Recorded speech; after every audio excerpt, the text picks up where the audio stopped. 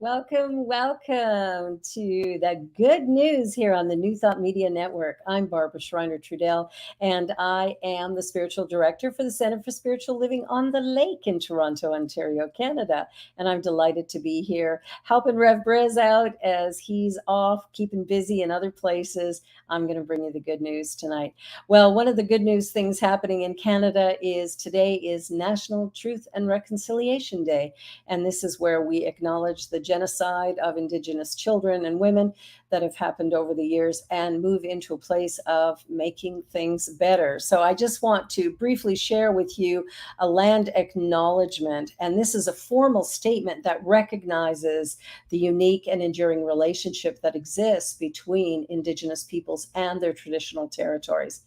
So where I am, the Anishinaabe, the Chippewa, the Haudenosaunee, and the Wendat peoples, and more recently the Mississaugas of the Credit, are the clans of people who have kept this land beautiful and wonderful for all these years. So I recognize in gratitude all of the work that they've done to make this home a beautiful place for all of us. And all across Turtle Island, because we're in the US here as well, that Turtle Island is that place of many First Nation and Indigenous and Inuit people. So really grateful to all of these wonderful people for the work that they've done. And we work forward now to reconcile and create harmony, a nice new reality for all of us. So I'm grateful, grateful, grateful. All right. Well, we have got some great stories tonight. I am so excited. So the first one is about wolves. How cool is this? Wolves were likely man's best friend long before dogs. Who knew? So, the story is that scientists from the cold north have proved that wolves can distinguish between strangers and people they knew. And they're more affectionate, of course, with the ones they're familiar with. So they did a study. Scientists tested 10 wolves and 12 dogs to see how they behaved in strange and stressful situations. The wolves showed the person they knew more affection by getting closer to them and spending a longer time greeting them. So it was really clear that the wolves, as the dogs, preferred the familiar person. So that makes sense. We know that about our puppies. But what was perhaps more interesting was that while the dogs were not particularly affected by the test situation, the wolves were. They were pacing the test room. However, when the familiar person came in, their hand raiser they had been with all their lives, when they re entered the test room, the pacing behavior stopped, indicating that the familiar person acted as a social stress buffer for the wolves. How cool is that? So the interesting thing is that these animals have shown that there is definitely an attachment between wolves and humans. And so, maybe it's time for us to look at the wolf from a new vantage point, not as necessarily a predator to all of us, but again, another being in this world that if we connect at an early stage, we create harmony. Very cool. Very cool. Well, here's another interesting story, thinking of predators. So we've got this eagle mom. She goes out and comes back to her nest to feed her baby, and she brings back a little baby hawk.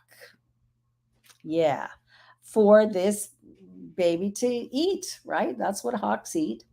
And what's interesting is they had this camera in there that was pointed at the bald eagle's nest, and it caught this display over a number of many, many, many hours. And 32 hours later, the baby eagle, the little eaglet, did not eat that baby, ate all around, grabbed any little bits out of the nest that were left over from previous meals, those little snacks we put in the fridge. Well, they just sort of hang in their nest, and grabbed that stuff and actually bonded with this baby hawk. Who knew? And the mother started feeding the baby hawk as well as the baby eaglet. Cool story, isn't it? I love that. It's so fun to think of animals working in such a beautiful and harmonious way. Well, here's another interesting thing. There's 6 amazing stories of wild animals rescuing humans. How cool is this? The first one is this marine turtle that saved a woman, a 62-year-old woman who survived a shipwreck when a sea turtle rescued her life. And this was the story was released by the Philippine Navy. Villanova was fighting to cling on to anything when the turtle arrived, and she was able to grasp the turtle's shell. For 2 days, she hung on to the animal and it swam her back. And when she was picked up by the sailors on the ship, the turtle made sure that she was in good hands and circled the ship 3 times before plunging into the water just to make sure that this woman she rescued was actually safe. How cool is that? A whale rescues a scientist from a shark attack. Shark attacks are pretty scary. So it took researcher Nan Hauser a while to figure out what was going on when a humpback whale began pushing and directing her into the water. She was horrified and bewildered at first until she understood that the whale had discovered something she hadn't noticed: a massive tiger shark swimming near the surface of the water. So, after observing the shark, Nan recognized that the whale was trying to protect her and guided her back to her boat in the process. Despite the fact that Nan has spent her life in whale protection, she has never seen anything like this before. But she is aware that whales were known to engage in similar behavior while protecting seals from killer whale attacks. So, even though she has no way of knowing what these whales were thinking, she's aware that they have an altruistic desire to help other animals of other kinds. That's kind of like that, practicing random acts of kindness that some of us like to do as well as humans. So, this is the animal version. Now, this story is very, very cool. Beavers saving a young boy. So there's a little child in Ontario, Canada. Ontario is where I live.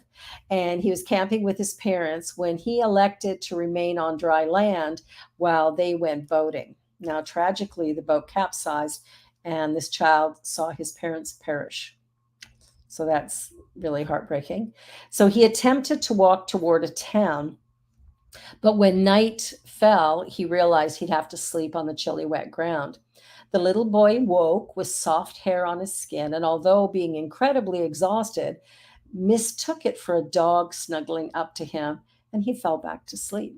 When he awakened the following morning, he discovered that 3 wild beavers had kept him warm and safe all night.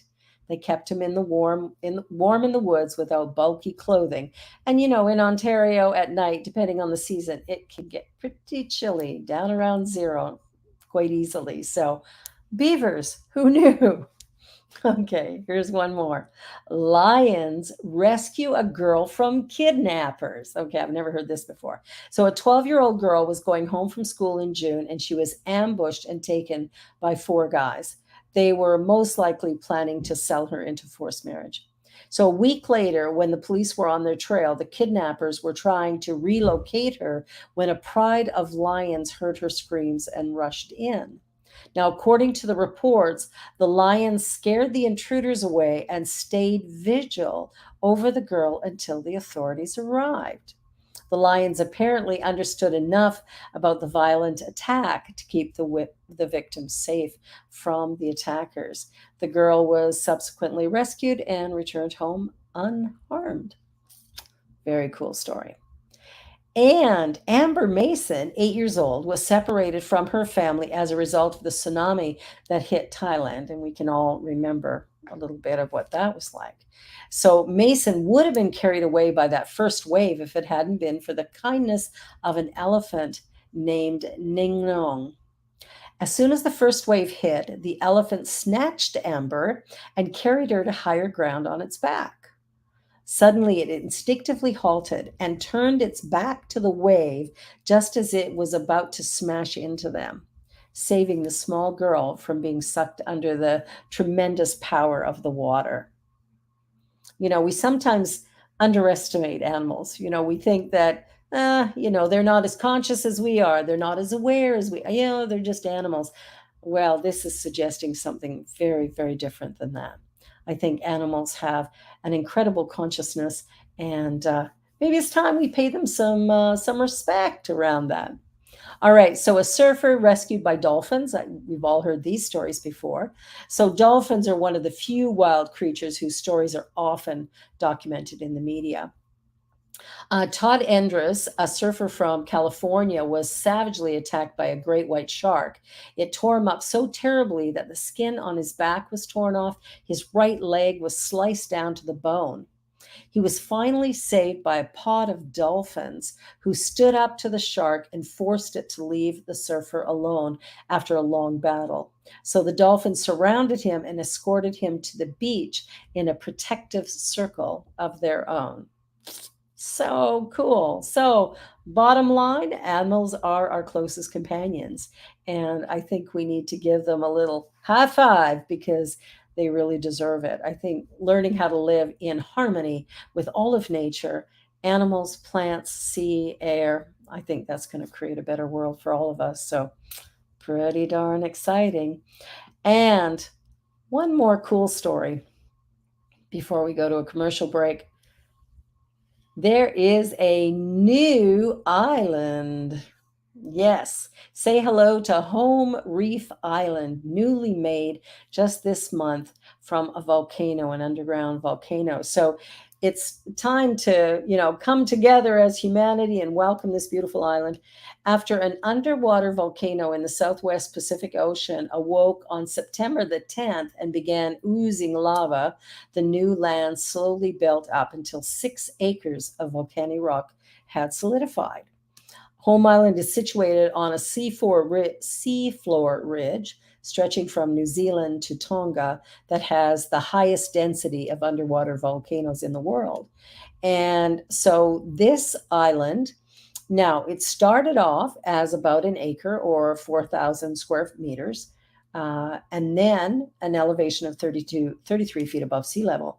By the 20th of September, it had grown to 6 acres or about 24,000 square feet, and now it has reached 8 acres in size. So, how cool is this that we can actually see from this? What's called Landsat 9 is an Earth observation satellite, which was launched last year in 2021. And that's what's been recording this. And this is where we get this view from. We can see this as a result of that incredible satellite. Who knew? Crazy things going on in this beautiful world of us. Well, right now you're watching the Good News, and we're going to take a little commercial break, and we will be right back with more good and interesting news. Stay tuned. New Thought Media Network. We are a global broadcast network of positive music, media, and entertainment, inspiring humanity's evolution along the journey of enlightenment and creating a world of love, peace, empowerment, and prosperity for all. New Thought Media Network. Positively inspiring.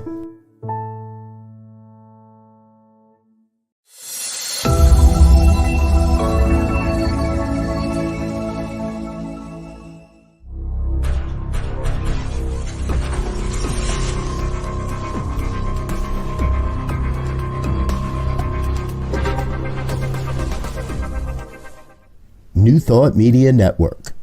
We are a global broadcast network of positive music, media, and entertainment, inspiring humanity's evolution along the journey of enlightenment and creating a world of love, peace, empowerment, and prosperity for all.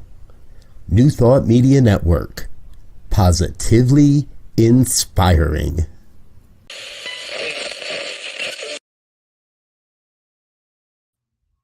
And now more good news.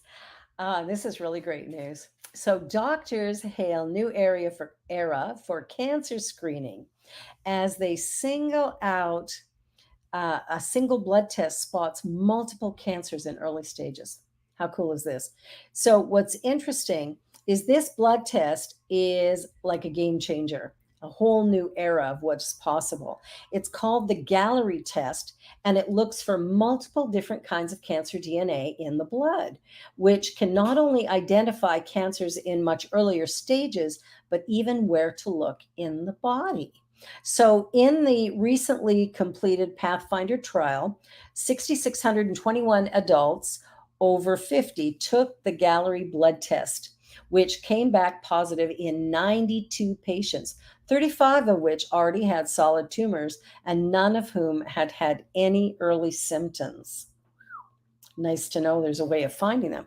Well, the tumors were found in the liver, colon, breast, and blood, were mostly either too small to have been detected normally, or in the case of some others, not of the kind that are routinely tested for, including ovarian and pancreatic, which tend to be diagnosed late and have high mortality.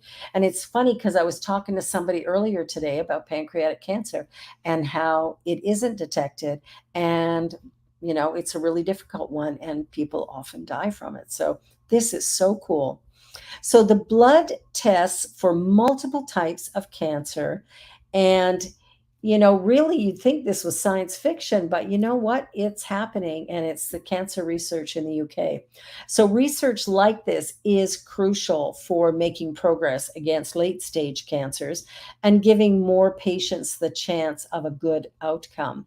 So the Pathfinder trial results give us a better understanding of how frequently cancer is found by this blood test in people who haven't been previously diagnosed.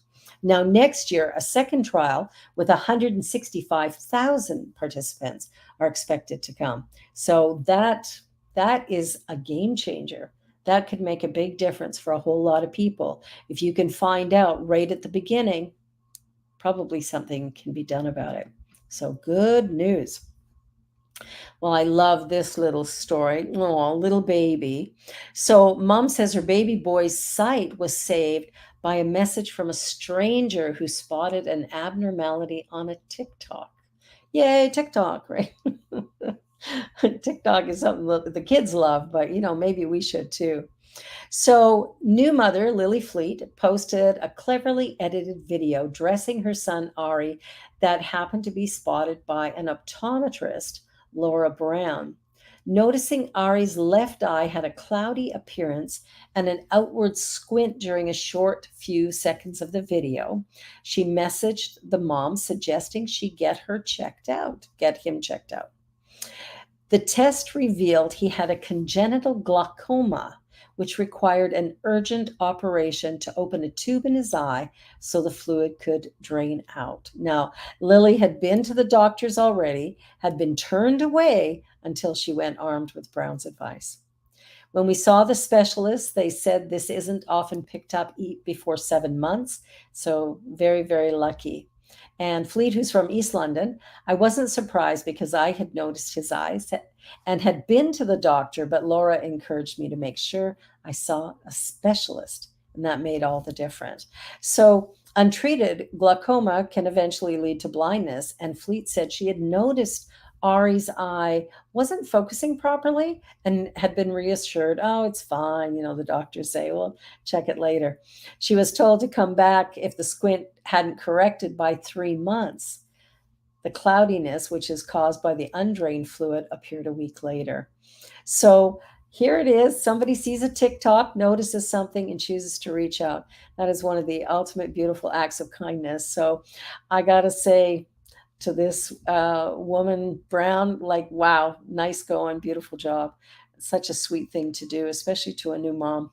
Our little babies mean so much to us. So beauty, beauty, beauty. I love that. I love that. All right, so here's another story that's really cool. This is about a cure for spinal cord injury. This is something that has not been able to be handled. Like if you sever your spinal cord, guess what? You're paralyzed. So this treatment regrew nerves in paralyzed mice within 3 months. The medication triggers cells of long, spindly parts of the severed nerves called axons to regenerate themselves. Now, currently, spinal cord injury does not have any effective treatments that involve a repairing of what was damaged. So, physical rehabilitation can help patients regain some mobility.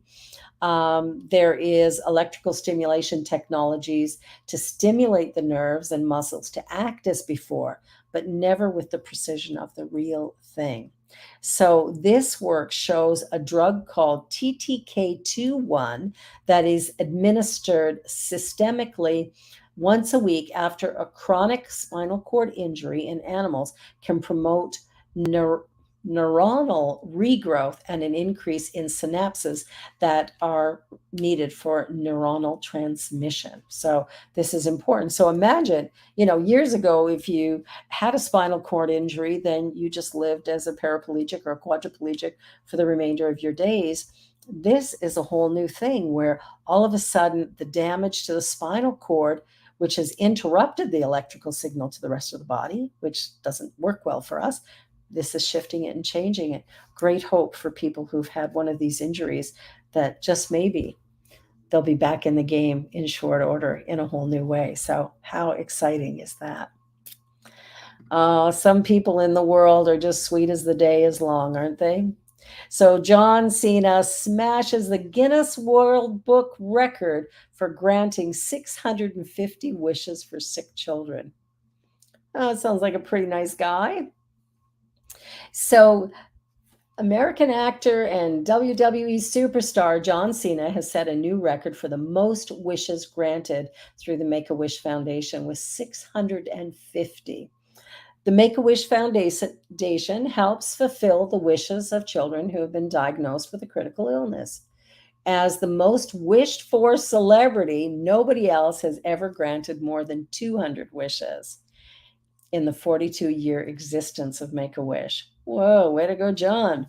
So, targeting children between the age of 2 and 18, they can choose to meet a celebrity, go to an event, or even give a gift to someone else. And we're thrilled to honor Cena as the man who has fulfilled the most wishes. There's something sweet about helping a child, especially a little child who's been sick, to be able to give them something that maybe they never would have been able to have. So that's kind of cool. Way to go. He says, if you ever need me for this ever, I don't care what I'm doing. I will drop what I'm doing and be involved because I think that's the coolest thing. Cena said in an interview after being honored for 500 wishes granted, he says, I just drop everything. And if I can offer a fantastic washed it, can't do a thing with it. If I can offer a fantastic experience, I'll be first in line to do my part. Wow, way to go, John Cena. He began his career in professional wrestling in 1999 and has since gone on to become one of the most popular athletes of all time. He is a 16-time world champion in WWE. Wow. Crowd favorite. You got to love somebody who gives back in such a beautiful way, and especially to the children. Love, love, love. Good things for the kids. Beautiful. Well, here's another youth story that's kind of lovely, and this is one that might even surprise you. That a recent report says the number of youth arrests for violent crime has declined in 2020 and was down 78% from its peak in 1994. Whoa, good news. Analysis of the data from the FBI found that people aged 17 and younger accounted for just 7% of all arrests for violent crime like murder and robbery in 2020. So law enforcement agencies made an estimated 424,300 arrests of youth in 2020, a 38% drop from the previous year. Well, that's significant. And half the number from 5 years earlier. 8% were for violent crime, 1/4 of 1% was for murder. These are really great stats. I mean, it's wonderful to think of our youth, transitioning in some way. And then, of course, when you think of COVID, you would expect maybe an upswing rather than a reduction. So this is really great news. Way to go, youth of the U.S. Love that. Well, and here's a story that just made me smile. Who knew? Italy's oldest student graduates again at age 98. Look at this guy. Is he wonderful or what? Giuseppe Paterno celebrates after graduating from his undergraduate degree in history and philosophy in Palermo. This is beautiful. Paterno has added a master's in history and philosophy from the University of Palermo to an initial degree in the same subjects he earned there 2 years ago. He passed the latest degree with top marks. Again, his proud family said on Facebook. He has no plans to rest and wants to write a novel using his trusty typewriter. Now, some of you youth out there might have to Google that and figure out what it is. So he was born in 1923, grew up in a poor family in Sicily, and despite his love of books and studies, he wasn't able to go to university as a young man. Instead, he served in the Navy during the Second World War from the age of 20 and went on to be a railway worker. And today, look at him today. Man, what a joy that is. A master's in history and philosophy. Love that story. All right. And last but not least, this is very, very cool. This is the world's largest corn maze, and it immortalizes James Bond movies with 10-mile masterpiece. Look at that picture. Is that something or what? It's in Illinois.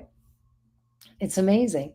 Even super spy James Bond might need British intelligence to help to escape this quantum of corn. An incredibly detailed maze was planted on an Illinois farm to celebrate the 60th anniversary of the iconic agent's first film, Dr. No, and it's quite the specter. Hailed as the world's largest corn maze, the trail stretches 10 miles and spans over a 28-acre area at the Richardson Avenue farm in Spring Grove. The 5 main Bond actors who appeared in more than one film are perfectly immortalized in the planting: Roger Moore, Timothy Dalton, Sean Connery, Daniel Craig, and Pierce Brosnan. The design also features a Bond girl, a Monaco casino, an Aston Martin car driven by 007. And they said, "We're Bond fans. We love all the films," explains George Richardson, age 69, who operates the farm along with his wife, Wendy, his son, George, and his brother, Robert. How fun is that? So every winter we are thinking about what the corn maze theme will be. If the Chicago sports teams did something spectacular, we celebrate that because it's popular with the customers and media. But that didn't happen, so we searched for anniversaries of great things. Several good ideas came to light, but themes also have to have the potential to make a great giant picture. Talk about a work of art, right? Isn't that outstanding? What I love about these stories, and what I love particularly about this one, because it's so unique and so different, is that here we are in a world where anything is possible, and sometimes we think nothing is possible. Everything is impossible. And I'm here to say, just looking at this picture, anything is possible. You know, we're part of this infinite intelligent universe, and this is one of those times when we see how powerfully and productively and positively it works. From animals rescuing humans, from wolves being pets to humans, and now a corn maze, and a 98-year-old student getting highest marks. Oh my gosh, what a night this has been. I want to thank you for joining me tonight and being here as we shared some good news. Of course, we can always use more of that. Anyway, have a wonderful, wonderful week. Rev Brez will be back next week. And I got to say, I love you. Bless you. Have a fabulous weekend. And happy, happy, happy National Truth and Reconciliation Day in Canada. God bless everybody. On behalf of everyone at New Thought Media Network, thank you for being a member of our virtual family. Your financial contributions help share the New Thought message with people from around the world. Please visit and contribute at www.ntmedia.org/donate. New Thought Media Network, come be you.